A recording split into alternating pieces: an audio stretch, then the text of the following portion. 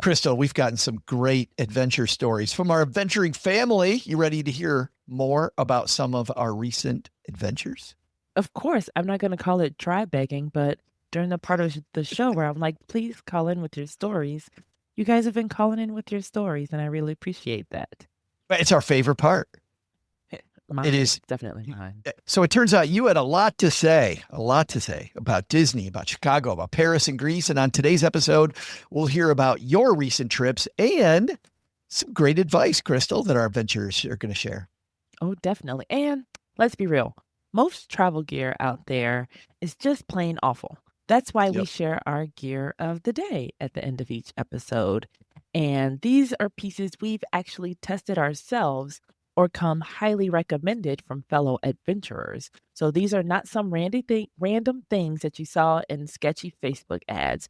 These are things that we actually use, very useful. So if you want tried and true gear that saves you money, it makes your trip smoother, and it helps you adventure betterer.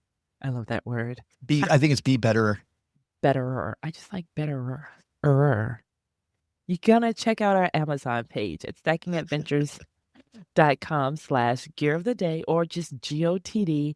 And then you will be supporting the show and you'll be setting yourself up with gear that's Krista Joe-licious. Krista Joe.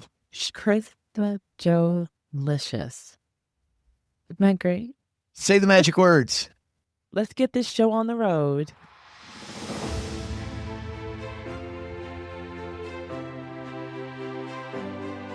Ready for adventure? From vacation to staycation, and from the mountains to the beach. This is the Stacking Adventures podcast.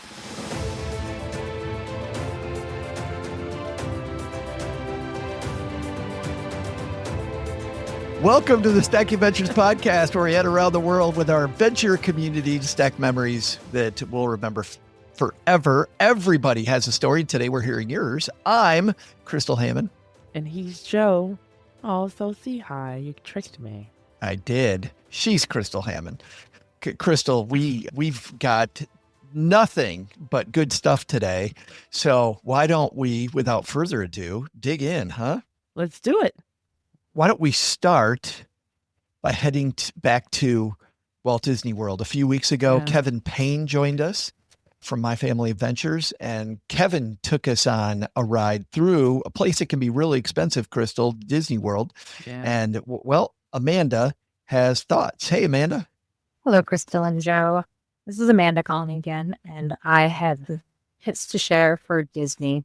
I am a huge Disney file. I have been several times. Right after the financial crisis, I purchased some Disney Vacation Club points. It is a timeshare. I would not recommend buying the timeshare, but they've worked out pretty well for me since then. I've been probably 8 or 9 times, and I stay at very nice resorts that are on Disney property. Let's stop there for a second, Amanda, because I don't know, Crystal, you know, what's funny is the timeshare thing, especially for travelers, people get sucked into these cheap trips if you just endure the timeshare presentation, and that can be a massive trap.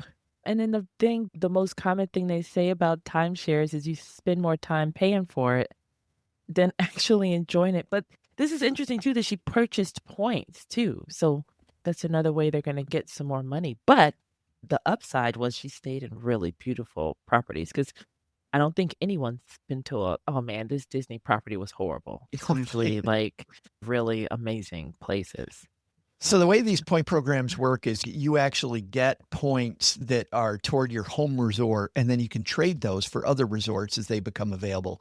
Here's the thing. My take on timeshares, even back when I was a financial planner, was different than I see a lot of people online, Crystal, talk about. I do not like getting sucked into the free presentation. I also think that if you go on a vacation to just endure a timeshare presentation that you know you're not going to buy something, there's just something slimy about that. I don't even want to be involved. And I get why people do it. And I know good people that have done it. And I also get the argument that, hey, if they offer it, I'm allowed to take it. Yeah. Like, why not? Just not for me.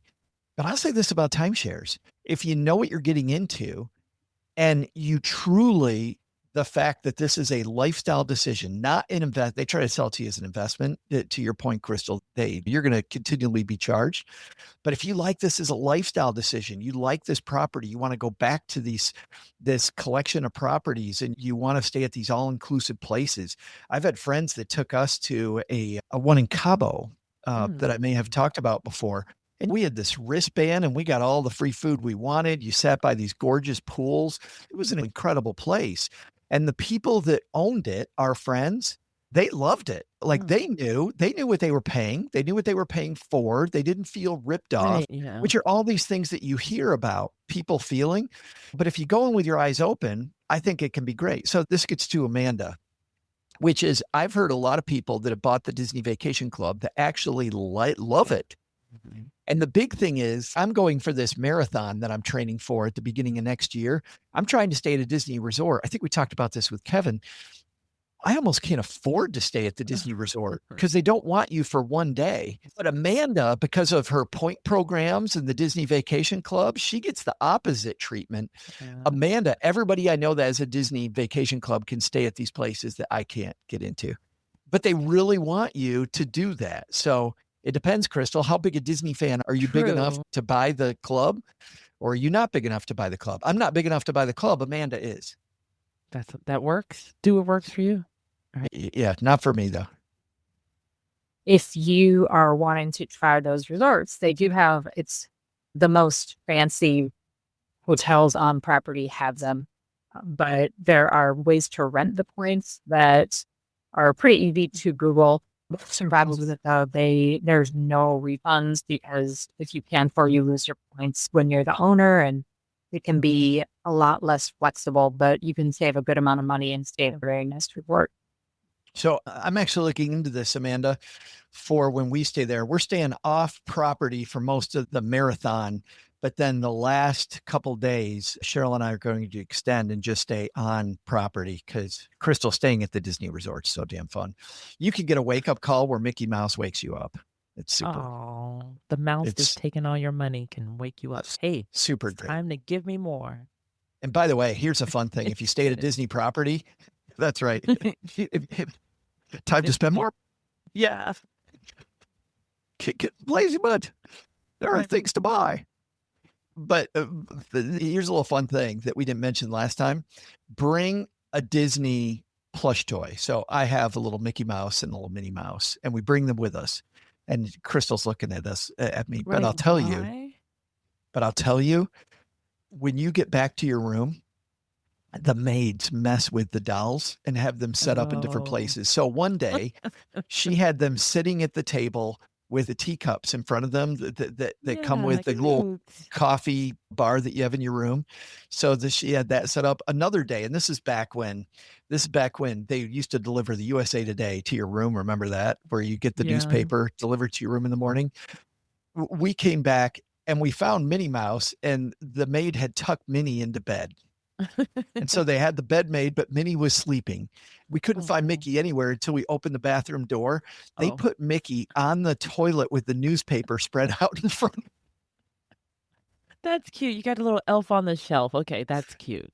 It was so awesome. But anyway, good times with the plush doll at Disney. And we've done it then. Once they did it that time, we brought plush dolls with us every time. Even as adults, we brought a plush doll with us, and they do it every time. I would. Yeah, I would. Yeah. I wonder if they had even other kids' toys, they probably do that too. That's super cute. They probably would. I've never tried that. Resort personally is Old Key West, but I know people love the Grand Floridian I just stayed at, and it was a good location. I wasn't as big of a fan of the room, but the Disney Vacation Club rooms can vary from basically a standard hotel room, studio is what they call it, up to grand villas that have 3 bedrooms and can fit 12 people. They are pretty outrageous. One perk that comes with a very fancy hotel is evening magic hours. This year it was limited to 2 parks during the week, one on Monday, one on Wednesday, and it changes whether they even had it. There was one week there was only 1 park. The week that I went, I think Animal Kingdom had an extra hour and Magic Kingdom had an extra hour. Most weeks it was Epcot instead of Magic Kingdom. So it just depends on the day of the week. And if you are able to take advantage of that extra hour or two, it is amazing. It's really amazing because the park just empties out. The line for Tron 2 hours before the park closed was 110 minutes, so just under 2 hours. And within 20 minutes of park closing, it was 45 minutes, and it just went down from there. Same thing for rope drop. Kevin mentioned rope drop a lot. Before we get to rope drop, this idea, Crystal, of being able to stay late at the parks. Man, imagine everybody else kicked out, but you get to stay in. I know. That's like the Disney After Dark. I'd be a big fan of that. Yeah. Like the cool super kids. fun. Yeah, it's all the cool kids. Well, and that's my favorite time at a park, when the lights are on and you're just enjoying the park, just you and a few other people. How great is it when you feel like you just own the place? Yeah. Super fun. Are you familiar with this Tron ride, by the way?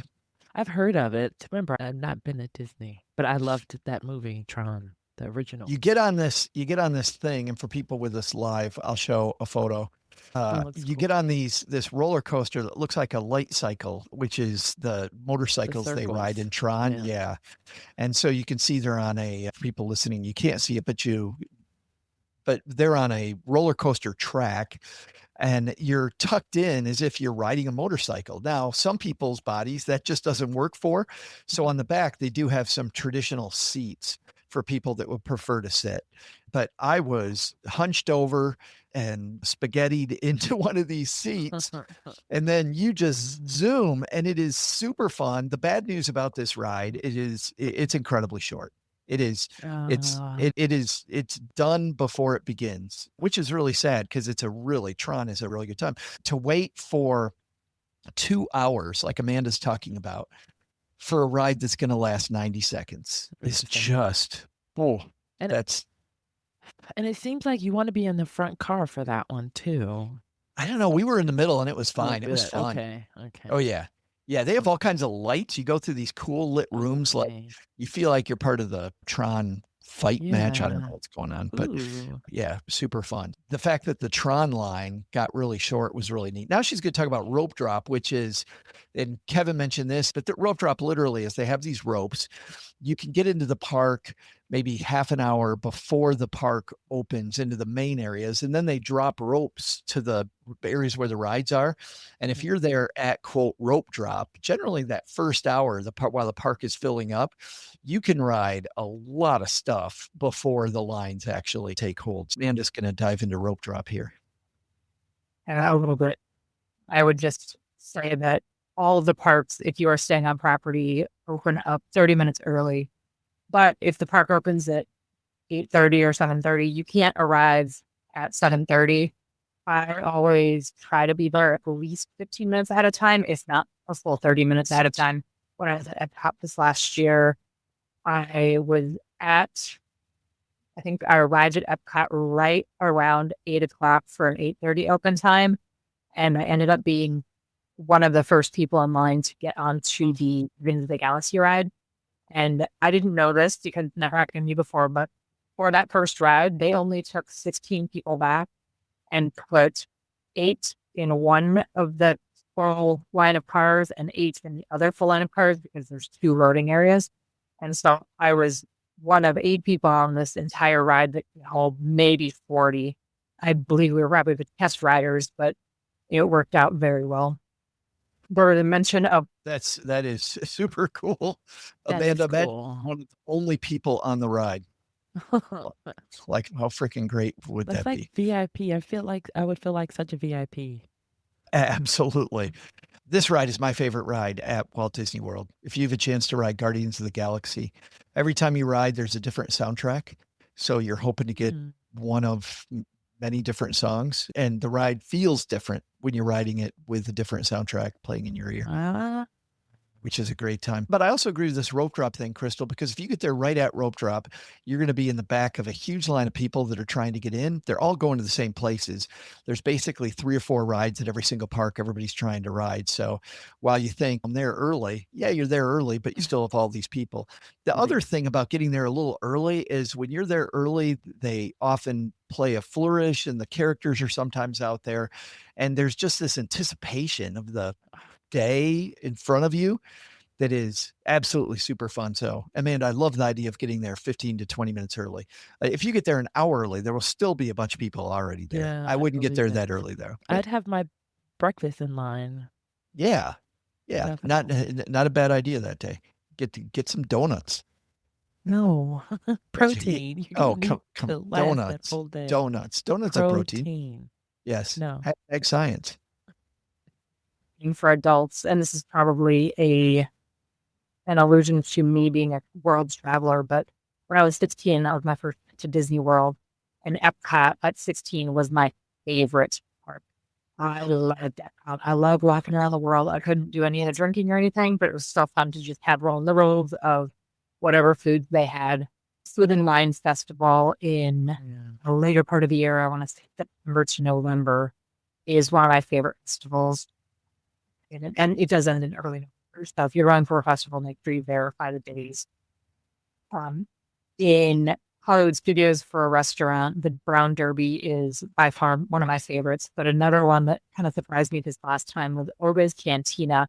It is a Star Wars themed bar, and the food, there's little bits of food, but the drinks were just so fun. And they had what they called provisions, which was basically a fancy jello shot. It was, $12 for a jello shot, but it had little things growing in it, made it look very science.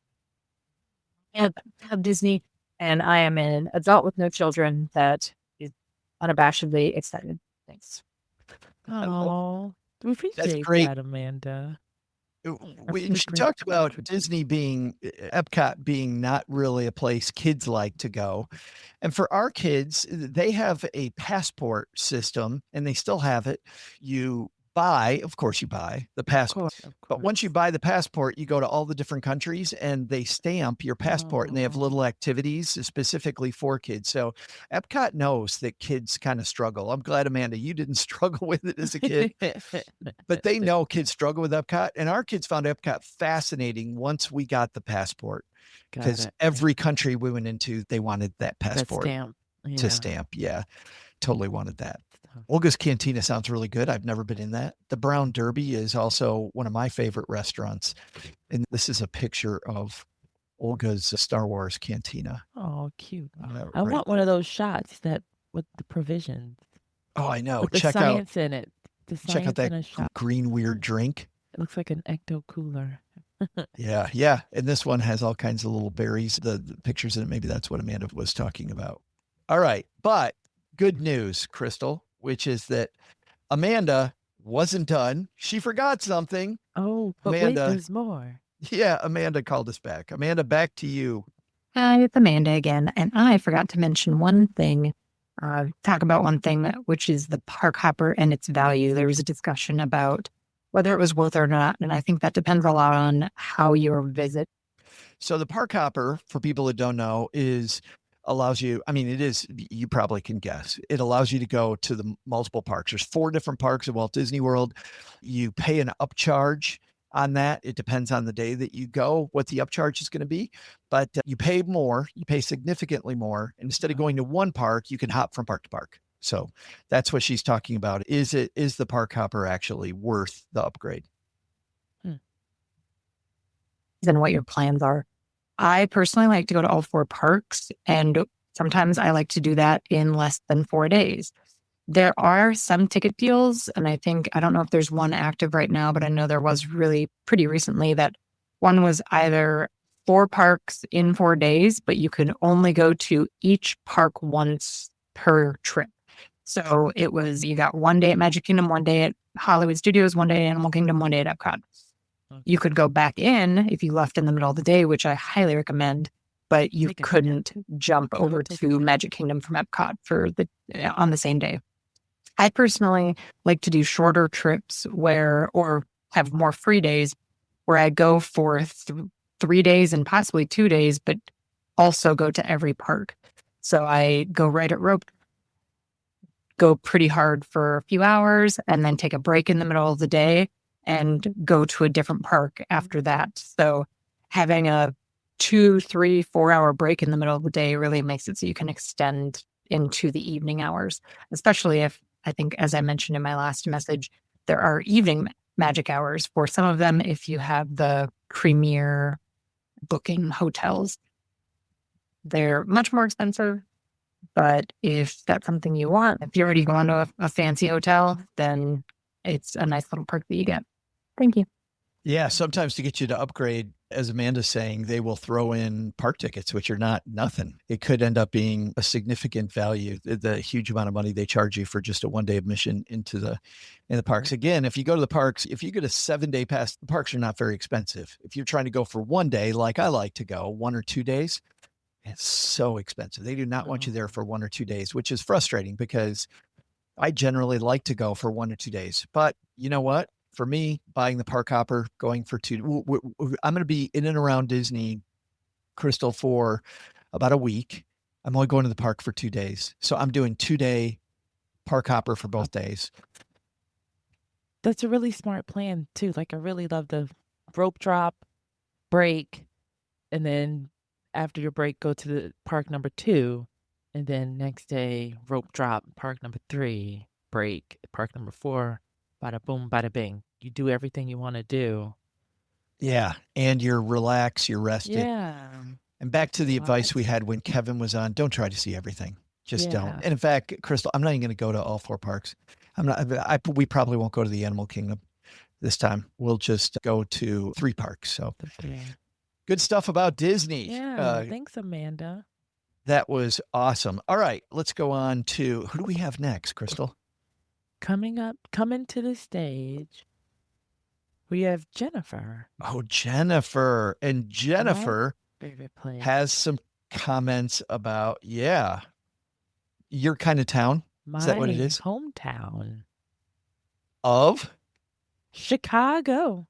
Shibuya. Ta-da. Shawshank Redemption. Remember from Pet. Show what? Chicago. You're out of here. Hi, Joe and Crystal. This is Jennifer in Columbus, Ohio. And this might be a little disjointed because I just listened to your roadside episode and the Chicago one, and it triggered my memories of Chicago. So I've only been there 3 times in my life. The first time I went for a school conference, and the woman who was with us running that conference knew Chicago like the back of her hand. So I don't really remember a whole lot other than it was wonderful. And there is this little spice shop in Chicago called the Spice House.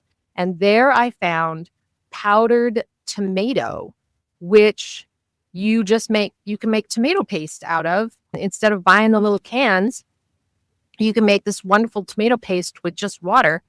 And so that is the one place that I go to in Chicago every time. The second time I went to Chicago. Hold on, before you get to the second time you get there, I love this. The fact that there are things that you buy when you go to a certain town. Crystal, do you have a place like you have to go when you go to a certain town? Like you got to go there every time? And speaking of Columbus, I was just there last weekend. I was showing my Buckeye bracelet and Grater's ice cream. Like they have the best ice cream. And there's another restaurant that we always go to. But I'm literally putting the Spice House on my list as we speak because I can't wait to go there. I love spices. I got this advice a long time ago, and I think it was a chef on TV. And so they were like, where should we spend our money? The fancy pots and pans out there. He's like, no, spend your money on very good spices because you don't use a lot, but that quality makes a big difference. And I never forgot that. A trip to New York around Christmas time last year, I went to one of the Christmas markets in Bryant Park, and it was beautiful. It was so fun. And I bought a bunch of cool, unique Christmas gifts. But while I was there, I found truffle salt. And I bought truffle salt, and oh my goodness, on my eggs in the morning. And the truffle salt was so damn good. And now if I was there for Christmas markets again, I would totally go back and get the same thing. But I love these traditional stops. I'm thinking about this campy town in mid-Michigan called Frankenmuth, which is Little Bavaria. It's Little Bavaria in Michigan. And every time we go there, we have to go to the chicken restaurant. You have to go. It's this family style chicken restaurant, and they're all dressed in lederhosen and crazy outfits. And then when you're in Frankenmuth, you also have to go to this Christmas store called Bronner's, open every day but Christmas. And oh my Crystal, this is the biggest Christmas store you've ever been to. Like it is, Oh, take the biggest Walmart you've ever been in, I don't go. multiply it by about 4. So 4x a Walmart. Wow. Yeah. And there you go. Or It's a like Target. IKEA size. Do you Do yes. unstack an IKEA? You Because ours know are what's funny? stacked. IKEA, the way it winds, IKEA and Bronner's but imagine instead of all the kitchens and living rooms and bathrooms and all this stuff, instead of all that, imagine it's all just Christmas stuff. The entire place. Interesting. Everything you That's could ever too want. much. Yeah, it is way too much. When we go to Frankenmuth though, we got to go to Bronner's. Franken. Went for a concert. Walk Off the Earth was playing at the House of Blues. And so we Love that stayed place. downtown and we walked to the House of Blues, and it was January, which I was not looking forward to. But we walked to Millennial Park and we went to saw the Bean, and it was snowing and there were people on the ice rink, and it was pretty magical. I have to say, we got coffee on the way there. It was just really beautiful, and the wind wasn't blowing too much. Wear the right clothes, and it was great. And the House of Blues is really Beautiful. cool. We ended up watching that concert in the upper level and did not realize that there are no seats in there. And fortunately, we were able to rent a couple of seats because our 40-year-old bones were not ready to stand for the entire concert.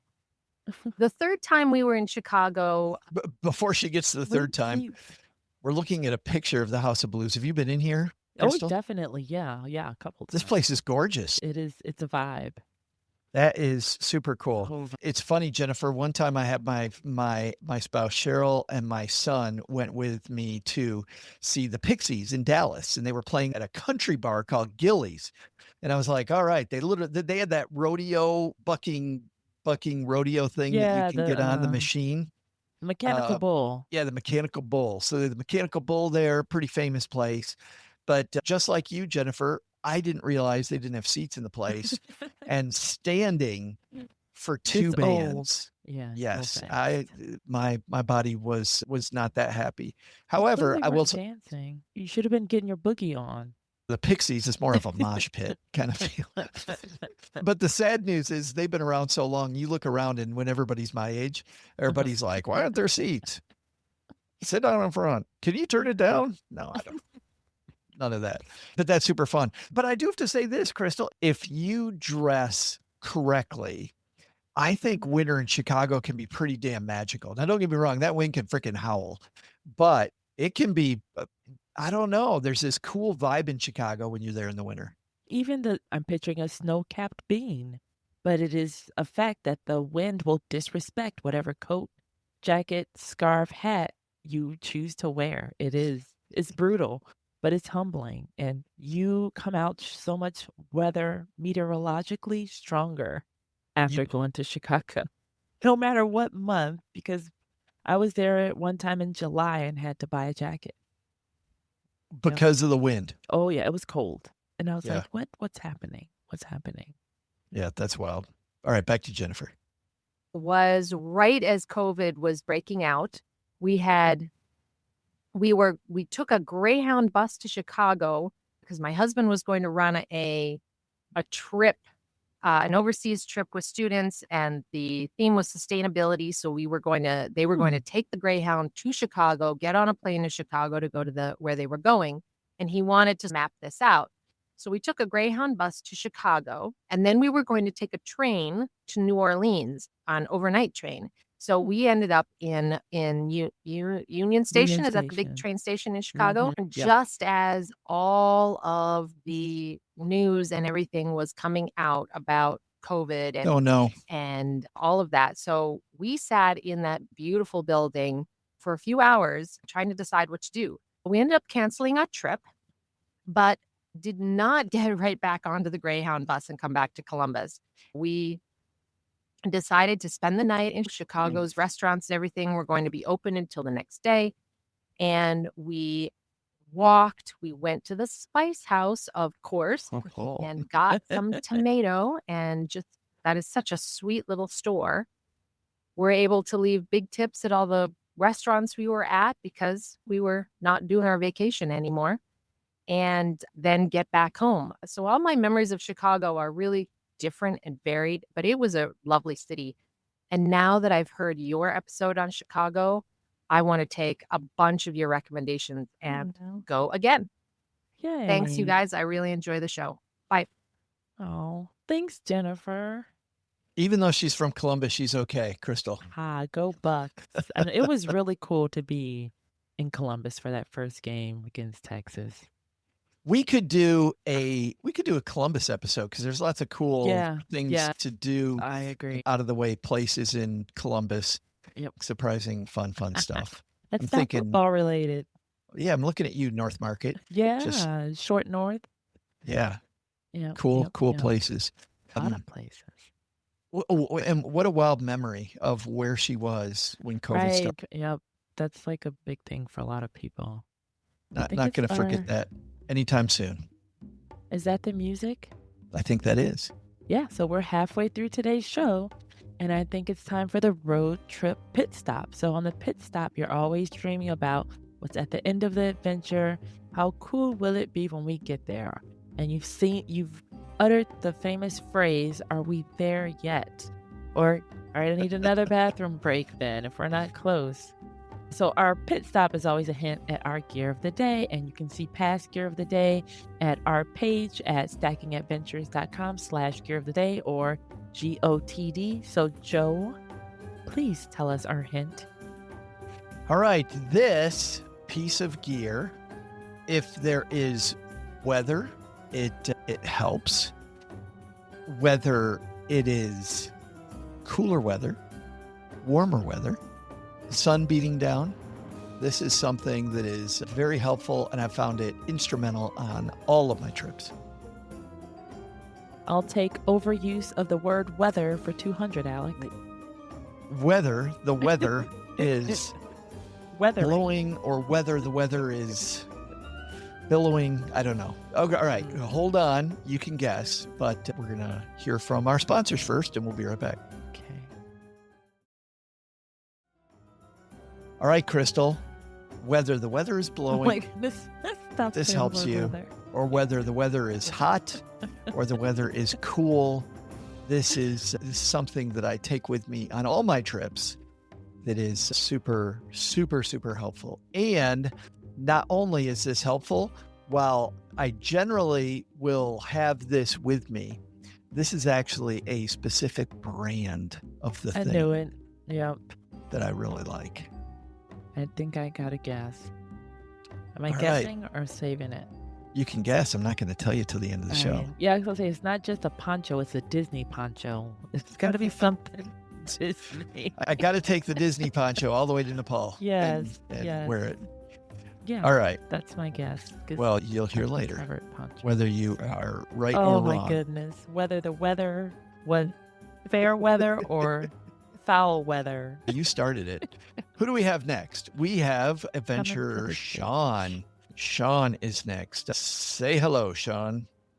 Hi, Crystal and Joe. This is Sean Ba. I've worked with Joe in the past on different things when he's come to Michigan, and I appreciate the podcast. I had the privilege today of actually being in France, and it was fun to see your podcast drop. And so I'm actually recording this from Giverny, about an hour outside of Paris. Very accessible trip from Paris. My Paris experience is actually limited, so I'll keep this part short, but I'm on my way up to Normandy. And the first time I'd been to Paris happened to be this morning when I took the bullet train in. So I took the Eurostar in from London. That was a great process, a great way to get here. I did find that it was a little bit expensive to start, but it looks if you book early or you book actually late, they have good, cheaper fares. So I think $50 if you book early, and also 50% off fares if you have some flexibility before you're done. And that drops off right at Paris Gare du Nord, so the North train station. And then, yes, my first Parisian experience was taking the rental car out of Gare du Nord and making my way out to Giverny. And I would not recommend that for anybody. I'm a driver that does enjoy a challenge, does enjoy a lot of road trips. So it was a new experience for me, but I was able to navigate the city. But I do not wish that many other people. Do you like driving when you go to different places, No, Crystal? no, No, absolutely not. No, thanks. The not rules, going there. it's just too strange, like too much. We rented a car in England and it was fairly easy to get used to. We rented a car in Germany and Austria, and that was fairly easy again. That was easier because they drive on the right side of the street Uh-huh. instead of when we're Correct driving in or England. right? Get it? Both. It's actually both. But so renting a car depends on the country. In Vietnam, no way. Oh, There's no way. I was on the back of a Vespa. Somebody else was driving, and I was sure I was going to die. Like oh. I would not have wanted to be driving my own Vespa there. Yeah, I would Uh, do a Vespa in Paris, but not a car I in think Paris. driving in France, Sean, I think I'd actually do it. I think I would do it, Crystal. But I do the point of view of what renter beware. If you're gonna try to rent a car. Now, Brittany, of course, known for Monet and Monet's water lilies. And Crystal, you've seen pictures of these, just gorgeous. Yeah. Just gorgeous scenes that Monet really ate up and made these classic pictures of. Great place to visit. And I haven't done this yet. I've gone to Paris several times, but I've never done anything outside of the day trip to Versailles to see Okay. the big, beautiful castle, which I would recommend. Going to Versailles was Okay, fantastic, I've and not we can maybe done dive that. into that later. Yeah, super time. The train, like when I Man. took the train, when I had hopped on the train, it was like you can go to Disney, was at the end, or the outlets, and I chose the outlet mall instead of Disney. And were Uh, outlet malls different in France I than? got cool stuff. I got a lot of cool stuff, so I was happy with my decision. Yeah, that's cool. I would have gone the other way, but I know. yeah. All right, back to Sean. Different roles in traffic and what might have been a one-way street that I'm not sure I went down correctly, and other See? things in the city of Paris. But I also wanted to add some great things. At Giverny, really enjoyed seeing the water lilies. That's something I'd always wanted to do as a French language student in high school. Heard about this place, heard it was wonderful, wanted to see the gardens, and just it's such a nice tour. There is a museum here too. You can get a combo ticket. I recommend definitely spending at least a half a day here, maybe even a full day here, if this is something that you wanted to do and also enjoy spending time eating and enjoying the restaurants. And then lastly, because it is Normandy, I've heard great things about the apple brandies that are here. So cavadas. So made Ooh. sure to end the day with one of those. Thank you all for everything you're doing, and keep up the good work. I've been able to use the recommendations in a few places, including New Orleans recently, and I will certainly use the Parisian recommendations at the end of our trip as I make my way back there, and maybe make a couple other recordings. Thanks, y'all. Oh, yay. Looking Oh, forward Sean, to that's the going to be more- great. Yeah, recordings. Thank you. Please do. We already are setting up another Adventure Sean that you are Sean. Adventure John has agreed to come on and share his recent Paris experience where he went to the Tiramisu, the Italian stuff in Paris. Caroline teasing him about that, I thought was pretty funny. The apple brandy, I didn't know that they were known for that. So I need to. That's on my list now. And of course, you can't say Normandy without all of the just horrific and inspiring the beaches of Normandy, the Yeah. D-Day, the World War II history there is significant. There's just a ton of that. And someday that's a trip that I would love to do. So thanks for the tips on Gemini. Yeah, Sean. All right. We have one last, but of course not least, Adventure Annette called in to share with us her thoughts about going to Greece. Apparently, Ooh. Crystal, Greece is the word. Not bird. Hi, Joe and Crystal. This is Annette. I wanted to call in and tell you about my trips to Greece. So, our first trip to Greece, we went back in September of 2010. We spent 5 days in Zakynthos, and then we did, I think, about 3 or 4 days in Athens. We flew into Zakynthos from Prague. We chose Zakynthos because they had a direct flight from Prague, and we had never been to Greece. So we thought, sounds good. And So to give people an idea, most of Greece is mountainous, but most people don't live in the mountains. Most people live near the ocean in the non-mountainy areas. So there are a lot of people that live in one of two sets of islands, either on the east side, it's called the Cyclades. That's where a lot of islands are. That's where I was. And Annette was over in the Ionian Sea, which is the other set of islands. And some famous places like Corfu are over on the Ionian side. And Zakynthos is one of those islands. So she was still in Greece, Crystal, but Annette Yeah. was a long way away from my Greek experience. We both went to Athens, but she was in a whole different part. But I love how she Yeah. chose it based on the fact there was a direct flight from Prague. Yeah. Yeah. So Easy button. yeah, love so that. back to Annette. we got there. We decided to stay in a town called Alicanas. It is on the eastern coast and the central region of that coast. There, we really enjoyed the pub trivia. This is an area that Aw. a lot of British expats have made businesses there, and they own a lot of the hotels and resorts. And so they have pub trivia. And fun tip, you don't need to stay in a hotel with a fancy pool or anything. You can go from resort to resort and use their pools as long as you buy food from them. So that's a good tip. And the whole island is like that. That's fantastic. And I would think, and that's probably many of the Greek islands, as long as you're buying food, you're buying from food, drink, whatever, you can use relax. these Stay beautiful and pools. spend more, please. And then the problem with the show in general is now I have another retirement plan because I like how she said, like, a lot of the British, like, they own the hotels and then they have trivia nights. That's cool. Hello. Wake me up to do that every day. Yeah, sold. I We'll have just our own saw White Lotus. Chris, who was on recently and shared her trip to Belize.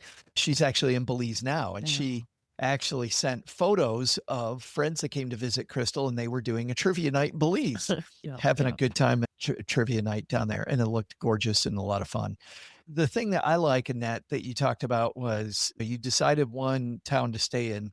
If I was going back to Naxos, where we spent several days after our Disney trip was over, I would stay in one of these other little villages, not in the main big village. But for that very reason, I think you could see much more of the Greek life, far more local people. I think it'd be fun to stay in one of these sleepy little towns on one of these islands versus in the big time touristy area. I think even though I love the big time, beautiful Disney hotels, I think in Greece, staying at the little tiny place, because Crystal, beauty's all around you. Yeah. So you truly don't need the all-inclusive resort to see the beauty in these Greek islands. You can stay at a place that's maybe 50, 75, 100 euros instead of the 300 euro all-inclusive place.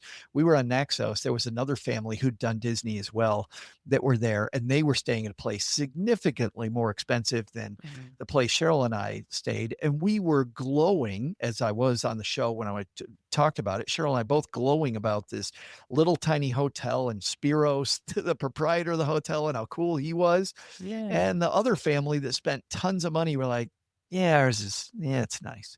It's okay. And that's the thing too about the all-inclusive, like you're locking yourself into eating their breakfast, lunch, dinner instead of really getting culture for breakfast, lunch, and dinner.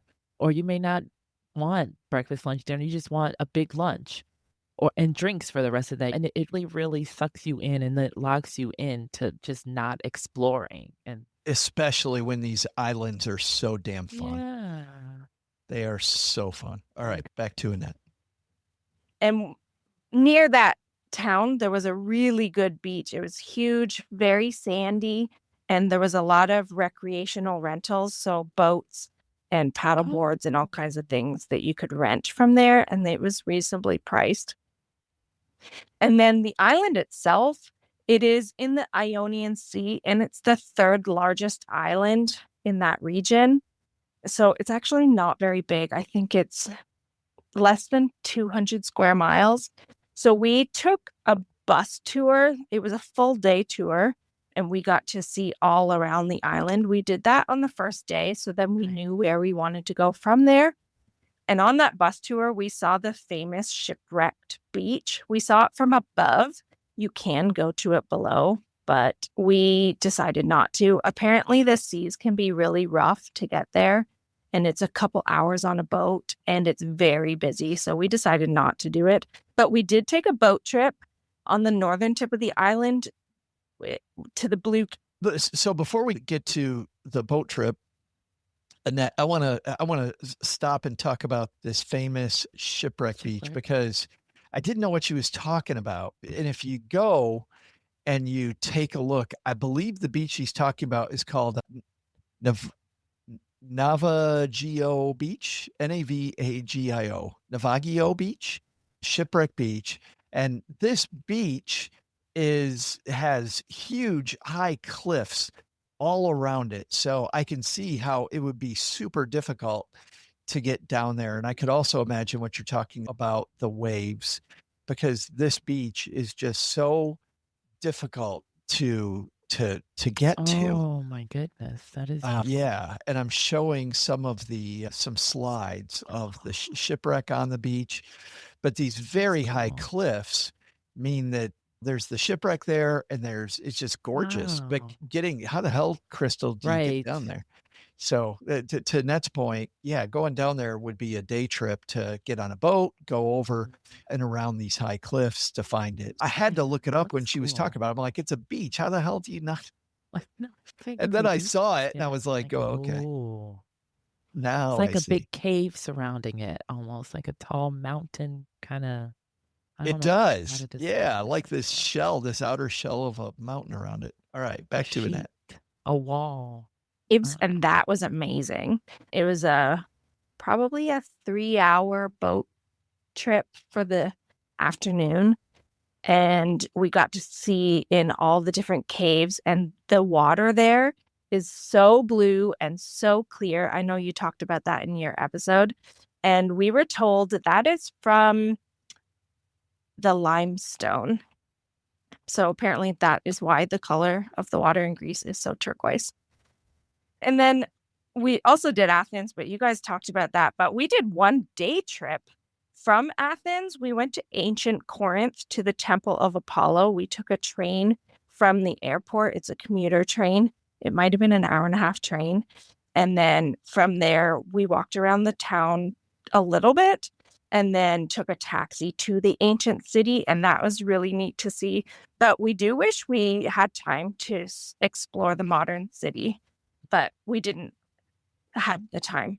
And then in 2023, we went back to Greece with my son. He was 11 at the time, or sorry, he was 10, and my husband's parents. And we loved it. We did Athens again, and then we went down to Crete, and you went there, Joe, and it is the largest Greek island. We flew into Hania, and we stayed in Nira Hora Beach. And this was a short walk from the old town, and it's a little seaside town, and we loved all the restaurants there. This water in October was still swimmable, so we spent 3 days there, and we did one day trip to Herculaneum, and we saw the palace, and we also went to an archaeological museum, and we did that on a bus trip for the day. It's super, Annette. Oh. That's super. And Hania, for everyone, is spelled Chania. So just the Oh. CH, it's silent. She was on the other end of Crete than I was on. I heard that side of the island is just spectacular. There's some fantastic hiking over there and some great things to see. And Crete, as I mentioned, Crystal, I wouldn't have gone to Crete. Yeah. It wouldn't have made my list. I can't wait to go back. That is a Yeah. place I really want to go back to. And of course, when she talks about the palace, that's the great Minos Palace, where Theseus fought the Minotaur in Greek mythology. mythology. Yep. I like, and I've done this too. The first one went to Paris. I like how she said they did the full bus tour the first day so that you can pick out, oh, yeah, I want to come back to this, that. And a 3-hour boat tour. I don't think I've been on a boat for that long besides a cruise ship. So I would be really interested to dig into that, to do a boat tour. Everyone in Greece told us that you should do boat tours around the Huh. islands and see, like Annette, you saw the caves, like seeing these caves, the beach that you can only reach really from a boat, Yeah. that shipwreck beach. I think that would be so cool. We did one with Disney. We did one boat tour where we just toured along the edge of Santorini, which is Crystal, because you went down, you told the story about going down the cliff and Mhm. eating along the In ocean reverse. front. We went in reverse. Yeah, yeah. And so we took a boat to those areas, but seeing all the towns perched on top of the From the hills, water. Yeah. it was great. I wish we would have done more of that. Ours was just a quick 1-hour cruise. Okay. Wow. Our adventures, Crystal, had a lot to Came say. through. Yeah, you guys really. I'm excited. Like that made my day. Well, and we got the music coming up, so time for my big reveal of today's gear of the day. I said that whether it's cold or whether it's warm, this is a piece of gear that I take with me. And whether it's protection from the sun or the wind, I take this. I think everybody has this gear, but this gear is a particular brand that I'm interested in sharing. Okay, my guess, for real guess, a bank robber style ski mask. Yes. How did you know? I take the ski mask everywhere. It's amazing how much money I come back with from every trip. Yeah, it's great. And I can't purses. go. Yeah, and I can never go back to any of these countries. But anyway, no, it's not. It is actually this brand of clothing that I found, which is hiking wear. It is cool. And I'm sure everybody's heard of cool shirts, but I got to tell you, how many times, Crystal, have you seen me in a cool shirt? KUHL. And they are this lightweight hiking material, and they look good. They have a collar so you can go into decent restaurants, but they're breathable fabric. They're very thin, so they're wrinkle resistant. So number one, Nice. you can fold it very small, goes into either your backpack or into your luggage, really tiny. And then because it is breathable, it keeps you nice and cool when it's super hot out. I wore them all over Greece, but also it's a fantastic breathable first layer when you go in the winter. So I Yeah. like this as my lower layer, and then I'll layer on top of it. So these brand of shirts, I feel like I should be selling cool shirts because I now have 7 of them.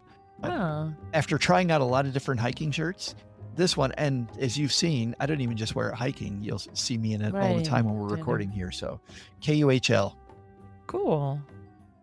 is Spelled with the a K. Yeah. I'm not talking Cool super. stuff. That is neat. Okay, I was off. Even with my extra bonus cheat guess, I was still off. We got some fun coming up, Crystal. Yes, we put the F in fun. You put the F in fun. FinCon puts the F in fun, actually. It does. We're about to head there. So we're going to have some stuff live from FinCon, your FinCon fun. But coming up next week, we are going to share with you adventures. Cheryl and I, as we record this, we are getting ready to head for the Oregon coast and for Crater Lake National Park. So we're going to share with you and some wineries in Willamette Valley, which is known for nice Pinot Noirs. Going to be a lot of fun. And then after that, you and I are going to do a live from FinCon episode with a bunch of money geeks sharing their tips. Travel tips. So as we head out for FinCon, which is going to be in Portland, Oregon, we're going to have a lot of Oregon-based content. So whether you've been to Oregon, you're a big fan, or you've never been, I think these 2 next episodes are going to be for you. Oh, most definitely. I am looking forward to it. I am too. And Portland. If people want to share their adventures, they heard Annette, Jennifer, Amanda, and Sean share their adventures today. How do people get in touch with us to share theirs? We would love to hear yours. Head to our page, stackingadventures.com/mystory, where you can record up to 5 minutes. And then if you forget something, please hop back on and then record some more. So please, we would love to hear from you. And thank you guys for calling in already, because we want to hear more. We totally do. And this show was made to be a listener guided adventure, that we truly want to hear your story. Every adventure has a story, and we want to hear yours.